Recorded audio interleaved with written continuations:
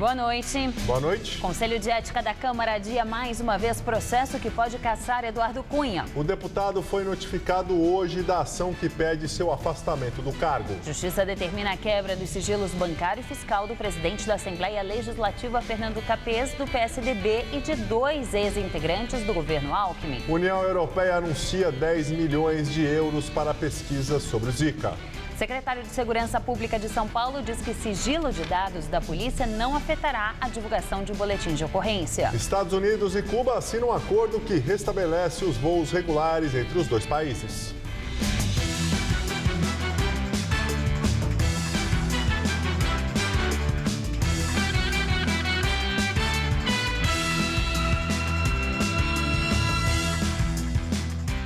O Conselho de Ética adia mais uma vez a análise de processo que pode levar à cassação do deputado Eduardo Cunha. O Conselho retomou os trabalhos e havia a expectativa de que o relatório do deputado Marcos Rogério, do PDT, que pede a continuidade do processo contra Cunha, fosse lido hoje. Mas a defesa de Cunha apresentou no Supremo Tribunal Federal uma ação pedindo mais 10 dias para defender o parlamentar junto ao Conselho de Ética. Com isso, Marcos Rogério decidiu apresentar o texto amanhã.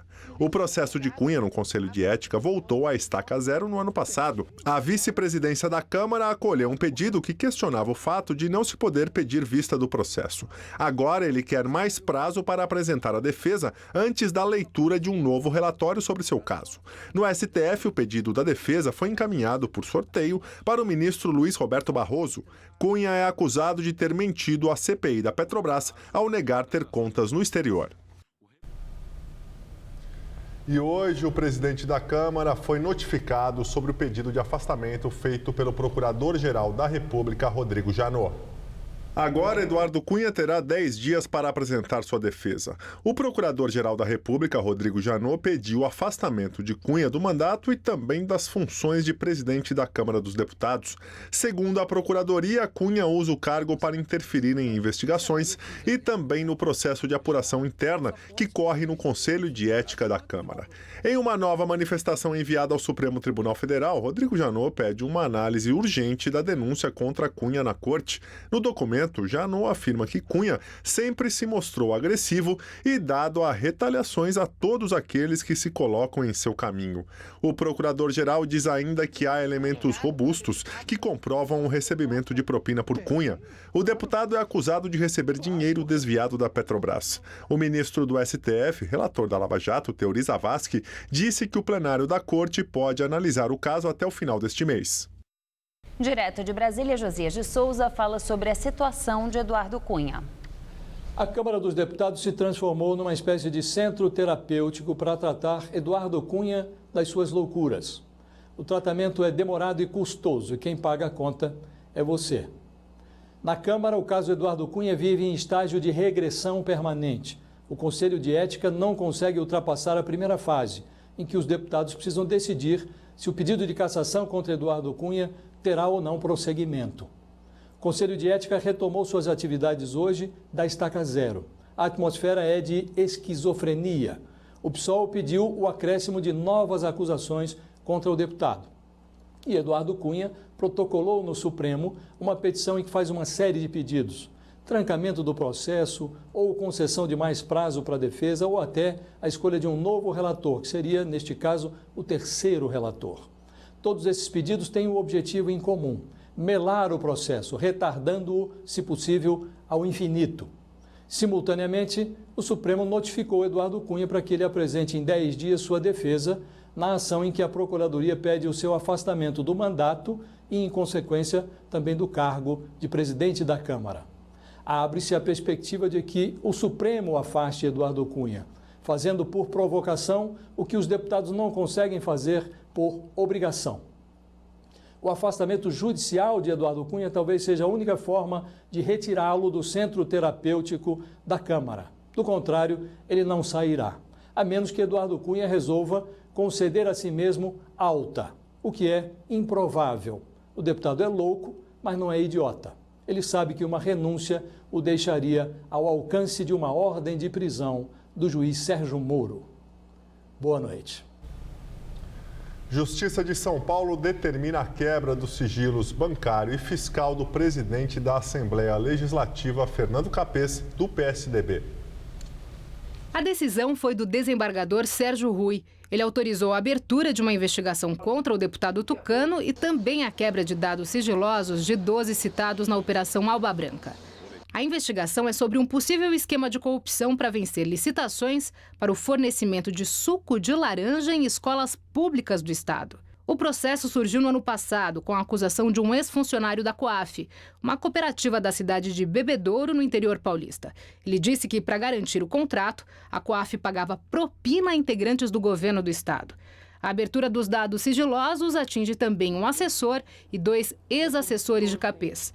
Outros 2 tucanos, ex-integrantes do governo Alckmin, que também tiveram quebra de sigilo decretada, são Luiz Roberto dos Santos, o Moita, ex-chefe de gabinete da Casa Civil, e Fernando Padula, ex-chefe de gabinete da Secretaria de Educação. A partir de agora, com a quebra dos sigilos bancário e fiscal dos últimos 2 anos dos suspeitos, o Ministério Público vai poder cruzar informações de datas e valores para tentar identificar eventuais pagamentos de propina e saber quem participava de fato das supostas fraudes na merenda escolar.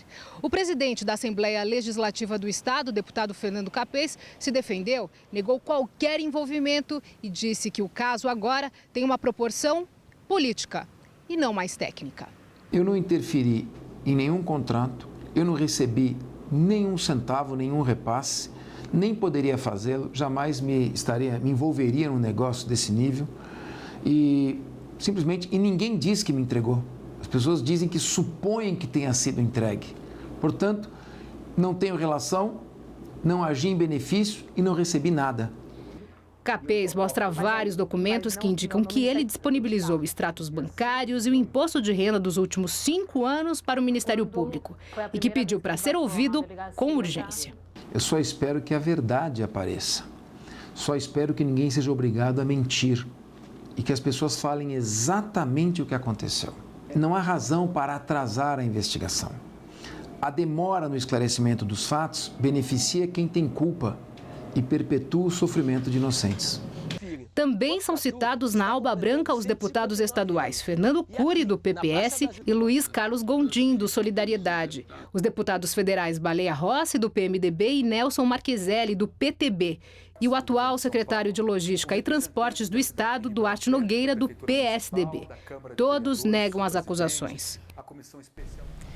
A presidente Dilma se reuniu hoje com o presidente do Senado, Renan Calheiros, do PMDB, no Palácio do Planalto. O senador propôs a definição de uma agenda de interesse para o país. O encontro ocorreu cerca de 3 horas após Renan dizer que iria ouvir a presidente antes de definir a pauta de votações do ano. Nós vamos recolher as prioridades dos blocos partidários. Vamos estabelecer e anunciar uma agenda mínima para essa semana e uma agenda de médio prazo que será anunciada tão logo nós concluamos esse formato, ouvindo os líderes, conversando com o governo. Mais do que uma agenda de governo, nós precisamos ter uma agenda do Brasil com a participação de todos os partidos. É isso que a sociedade espera de nós. Para 2016, o governo apresenta como projetos prioritários a volta da CPMF como nova fonte de financiamento da Previdência Social, a PEC que prorroga a desvinculação das receitas da União e a reforma da Previdência. O presidente nacional do PSDB, senador Aécio Neves, disse que o partido só votará numa reforma da Previdência se o projeto tiver o apoio do PT e da base de sustentação do governo no Congresso Nacional. A declaração foi dada durante encontro entre Aécio e o presidente do Senado, Renan Calheiros, do PMDB. O tucano disse também que o PSDB não fará nenhuma manobra em caso de uma provável votação da CPMF, mas que o partido votará contra. O que nós sabemos hoje é que esse governo tem apenas uma prioridade. E ela é nefasta, ela é contrária aos interesses da sociedade brasileira, que é o aumento da carga tributária com a recriação da CPMF. PSDB será contra esta proposta e cobra do governo atitude, formulações e não apenas a transferência, mais uma vez, para as costas dos trabalhadores da sociedade brasileira, das consequências da sua ineficiência e da sua irresponsabilidade. E agora vamos ao comentário de política com José Neumann e Pinto. Sábado, o jornal Estado de São Paulo publicou um artigo do advogado Modesto Carvalhosa, um dos maiores especialistas no Brasil em direito de combate à corrupção, e ele fez vamos dizer assim, um desafio, um repto ao Procurador-Geral da República, o Rodrigo Janot, para que ele dê um jeito nessa medida provisória da leniência, que é um absurdo, que simplesmente consagra na lei a impunidade de empreiteiros ladrões, corruptos. Não se trata de suspeitos, não, são corruptos, condenados, e há uma série de medidas provisórias do governo Dilma, livrando a cara deles, e essa 703 é, digamos, o ápice da impunidade dos ricos, não é dos trabalhadores pobres, não, nem das crianças de rua, dos ricaços do Brasil. Pois é, no domingo o jornal O Globo publicou uma reportagem exclusiva mostrando que a medida provisória, que já era muito favorável, se tornou muito mais favorável depois para ser assinada pela Dilma, porque ela poupa completamente os dirigentes de empreiteiras corruptas de terem de responder perante a lei e, sobretudo, de devolver o dinheiro que eles roubaram. Nada mais me espanta da Dilma. A Dilma, a descobridora da mulher sapiens, da mosquita, não me espanta mais. O que me espanta é que isso acontece na mais completa paz. E eu não estou falando naquela esquerda que comparece sempre para defender Dilma, Lula, o triplex do Guarujá, o sítio do Jonas Suassuna, não. Eu estou falando da oposição. Não tem um deputado, um senador da oposição ou independente, não tem um cientista político que tenha manifestado o espanto que eu tive de acompanhar essas notícias todas. O doutor Carvalhosa, eu sei que manda esses artigos dele para todos os parlamentares, nenhum disse sequer que recebeu o artigo. Quer dizer, nós vivemos no Brasil uma crise de vergonha, uma crise moral, uma crise de ética grave. Nós somos vítimas do maior saque, do maior assalto, do crime no poder e, no entanto, os representantes do povo, os que falam pelo povo, estão no bem bom, tranquilamente, achando que tudo está correto, vai tudo bem. Se isso continuar desse jeito, a coisa ainda vai piorar muito, muito, pode crer. Bom, eu volto aqui na quinta-feira, direto ao assunto. Em té. A União Europeia anunciou que vai doar 10 milhões de euros para pesquisas científicas sobre o mosquito Aedes aegypti e a disseminação do Zika vírus em território brasileiro. O anúncio foi feito depois de uma reunião de representantes de 24 países hoje aqui no Brasil com o ministro da Saúde, Marcelo Castro. O dinheiro será gerenciado pelo programa de pesquisas do Bloco Econômico chamado Horizonte 2020. Em março será aberto um edital e equipes científicas poderão se inscrever para ter os estudos financiados. O ministro considera que a realização da Olimpíada no Rio de Janeiro não será afetada por causa do surto das doenças no país. O mosquito Aedes aegypti, ele tem um comportamento sazonal, que ele tem um pico de grande população no período do verão. E, principalmente, começa esse pico a aumentar no mês de fevereiro, março, abril, é onde a gente atinge uma população máxima. Aí vem o mês de maio, que já começa a declinar, junho já cai verticalmente. Quando chega em julho e agosto, nós estamos a nível basal e o mês de agosto é um dos meses que tem a menor população de Aedes aegypti. Então, estamos dizendo com bastante segurança de que as Olimpíadas não terão nenhuma dificuldade para serem realizadas. E a Organização Mundial da Saúde defende o combate ao Aedes aegypti com mosquitos geneticamente modificados. Em comunicado, a OMS encorajou os países afetados pelo Zika vírus, dengue, chikungunya e febre amarela a aumentarem o uso de antigas e novas formas de controle do Aedes aegypti. No caso dos mosquitos transgênicos, método já testado no Brasil, os animais são geneticamente modificados para ficarem estéreis e, uma vez liberados no ambiente, cruzam com as fêmeas, impedindo que elas copulem com machos saudáveis e se reproduzam. A entidade também destacou a importância do uso de machos esterilizados por radiação e falou ainda do uso da bactéria Wolbachia, que infecta os machos e faz com que os ovos das fêmeas que copulam com eles não vinguem. A OMS também mencionou o uso de peixes que se alimentam da larva do Aedes aegypti para proteger reservatórios de água e salientou que a população deve continuar usando os métodos tradicionais de prevenção. A Secretaria da Segurança Pública de São Paulo divulgou na semana passada uma lista com 22 documentos que serão mantidos sob sigilo. A decisão foi publicada nos dias 4 e 5 deste mês no Diário Oficial. Serão consideradas sigilosas, por exemplo, informações pessoais de boletins de ocorrência, distribuição de efetivo, procedimentos policiais e o controle de armas e drogas pela polícia.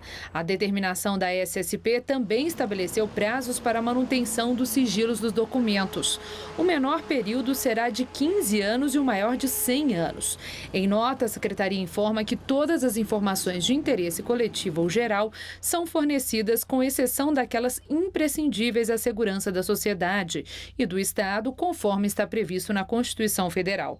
A publicação da lista de documentos classificados como sigilosos ocorre 4 meses após o governador Geraldo Alckmin, do PSDB, ter revogado uma resolução que tornava ultra-secretos por até 25 anos documentos das empresas de transporte como o metrô e a CPTM. O secretário de Segurança Pública, Alexandre de Moraes, reforçou que a resolução não irá restringir o acesso às informações necessárias dos boletins de ocorrência e que irão permanecer em sigilo dados pessoais, como nome, endereço, telefone de vítimas e criminosos. Segundo o secretário, a decisão visa classificar documentos e informações pessoais e sigilosas no âmbito da secretaria. A forte chuva de ontem ainda não parou de causar estragos aqui em São Paulo. Moradores de Arthur Alvim, na Zona Leste, tiveram que ir para casas de parentes porque o temporal abriu um enorme buraco em uma obra e levou junto a calçada e parte de uma viela. Pelo menos uma residência está ameaçada. De cima dá para ver bem o estrago. Por aqui ficava uma viela, passagem de pedestres, que desapareceu. A calçada em frente à obra também desmoronou. Ficou um buraco enorme. Seu Daniel, que tem um comércio ao lado, conta que há algumas semanas a obra dava sinais de que algo não andava bem. Mas tudo começou a desmoronar mesmo durante a chuva de ontem à tarde. Eu estava aqui no bar e tinha as madeiras que estavam atravessadas aqui, de comprido, aliás. Aí entrei para dentro, quando eu voltei as madeiras estavam atravessadas, de repente começou a cair a calçada também. Isso deve ter sido o segundo momento, deve ter caído uma parte, depois eles preveniram para não passarem na calçada, aí caiu a segunda parte. Os vizinhos registraram em vídeo a quantidade de água que caía no terreno. Além da chuva, um cano da Sabesp estourou. Pior foi para os moradores desta casa, que tiveram que sair às pressas. Por precaução, nós tivemos que ir, todo mundo para casa dos irmãos fugir para casa dos irmãos. Hoje, não sei se a gente vai dormir em outro lugar ou não, porque veio alguém da prefeitura e disseram que talvez, que por hoje não precisa interditar a casa, Amanhã pode ser outra coisa. O terreno foi interditado, tanto pela Defesa Civil quanto pelos bombeiros. A única obra autorizada hoje por aqui foi essa valeta para levar a água da chuva até a Boca de Lobo. A preocupação é realmente grande com isso, porque olha como está o céu, bem escuro. Hoje não encontramos ninguém para falar sobre essa obra. No local não há placas que indiquem quem são os responsáveis e se há alvará. Os vizinhos dizem que um prédio seria erguido ali e que os operários já tinham retirado 80 caminhões de terra, mas sem construir um muro de contenção. O engenheiro, no início, ele fotografou minha casa antes de começar a derrubar tudo aqui e depois começou a cair, ele simplesmente sumiu. A subprefeitura da Penha informou que constatou uma movimentação de terra não autorizada na rua Guaiquica, o que gerou autos de interdição, intimação e multa para a empresa responsável pela obra. Afirmou também que somente hoje o proprietário do imóvel protocolou o processo de comunicação de obras emergenciais.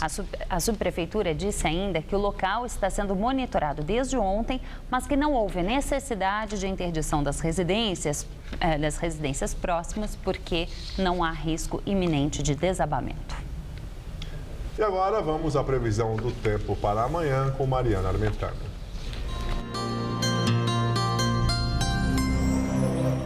O risco de temporais continua aqui no Sudeste e fica o alerta para alagamentos e deslizamentos no litoral norte aqui de São Paulo.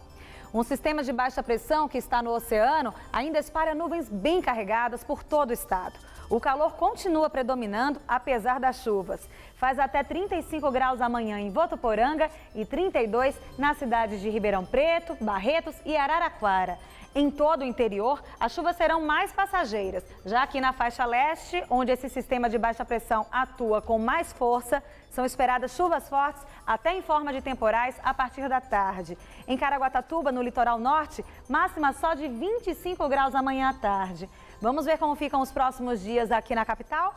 Nessa madrugada, teremos mínima de 21 e máxima amanhã de 27 graus, com sensação de tempo bem abafado. Na quinta-feira, a máxima sobe para os 29 graus, ainda com chance de chuva. E na sexta, faz mais calor ainda, máxima na casa dos 31 graus, com possibilidade de chuvas fortes a partir da tarde. A seguir, parlamento francês prolonga por mais 3 meses o estado de emergência em vigor desde os atentados de Paris. No México, o Papa visita o estado atingido pela violência do narcotráfico. E depois de um ano de negociações, Estados Unidos e Cuba assinam o acordo que restabelece os voos regulares entre os dois países.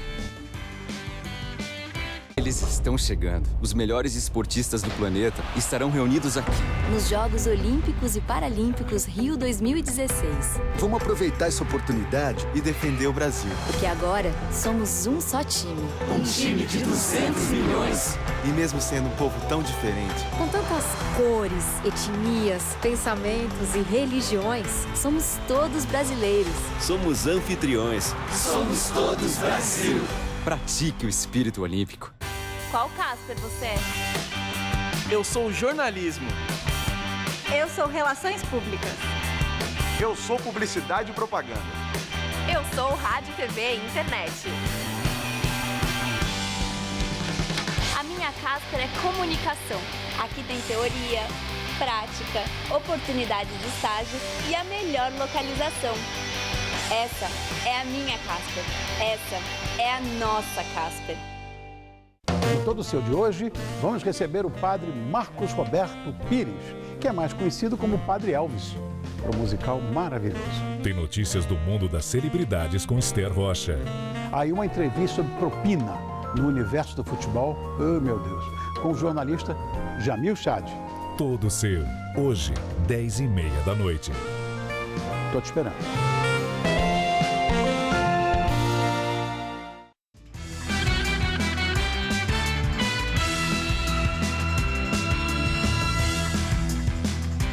O ex-presidente da França, Nicolas Sarkozy, é indiciado por financiamento ilegal de campanha. Nicolas Sarkozy prestou depoimento durante todo o dia sobre irregularidades nas contas da campanha presidencial em 2012. Os valores teriam sido fraudados para esconder uma explosão do teto legal das despesas.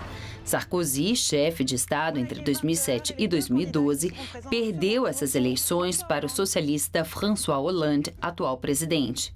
Em 2014, Sarkozy já tinha sido indiciado por corrupção e por tráfico de influência em outro caso. O parlamento francês prolongou por mais 3 meses e por ampla maioria na Assembleia o estado de emergência em vigor desde os atentados de 13 de novembro. O estado de emergência reforça os poderes da polícia, permitindo prisões domiciliares e batidas em residências sem a necessidade de mandato judicial. Depois de um ano de negociações, Estados Unidos e Cuba assinam um acordo que restabelece os voos regulares entre os dois países. O acordo assinado em Cuba autoriza 110 voos regulares diários para Havana e outros 9 aeroportos na ilha. As rotas devem começar a funcionar no último trimestre deste ano e as regras serão as mesmas dos outros voos internacionais. Amanhã vai ser aberto o processo de licitação para as companhias aéreas americanas interessadas em operar nestas rotas. O processo ainda não inclui a empresa cubana de aviação, que pode voltar a operar no futuro. Rússia nega envolvimento nos ataques a hospitais e escolas na Síria que mataram mais de 50 pessoas. O presidente Bashar al-Assad diz que não acredita na trégua que deveria começar esta semana. A perspectiva de trégua não fez diminuir a violência. O exército sírio publicou nas redes sociais imagens do que seriam operações contra rebeldes em 2 províncias de Alepo. O ditador Bashar al-Assad declarou que dificilmente vai acontecer até sexta-feira o cessar-fogo acertado na semana passada. O Observatório Sírio dos Direitos Humanos responsabilizou a Rússia pelos ataques que destruíram 2 hospitais. Mas Moscou declarou que as acusações não têm fundamento. A Síria sustenta que o centro médico apoiado pelos Médicos Sem Fronteiras foi atingido por forças americanas. As Nações Unidas anunciaram que mais de 50 pessoas morreram nos bombardeios em Idlib e Azaz. Pelo direito internacional, ataques a hospitais e escolas são crimes de guerra. No penúltimo dia da viagem ao México, o Papa visita o estado atingido pela violência do narcotráfico. Francisco foi recebido por uma multidão no aeroporto de Morelia. A cidade fica em Michoacán, um dos estados mais perigosos para os padres mexicanos, que também sofrem com a violência dos cartéis de narcotraficantes. Em 2013, um sacerdote precisou usar colete à prova de balas para celebrar uma missa por causa do terror dos Cavaleiros Templários. O cartel teve seu chefe preso no ano passado, mas outros grupos criminosos atuam na região. No estádio de futebol, o Papa realizou missa com padres, freiras e seminaristas. Depois visitou a Catedral de Morelia e teve um encontro com jovens. A viagem ao México termina amanhã com a esperada visita a Ciudad Juárez, na fronteira com os Estados Unidos. Francisco vai ao centro penitenciário, tem um encontro com trabalhadores e celebra a missa na fronteira. A edição das 10 do Jornal da Gazeta termina aqui. Boa noite. Fique agora com o Rony Von no Todo Seu. Uma ótima noite para você. A gente se vê amanhã. Até lá. Daqui a pouco, 11h30 da noite, Paula Vilhena bate um papo com os humoristas do grupo Hermes e Renato em Humor.docs. Assista agora. Todo Seu.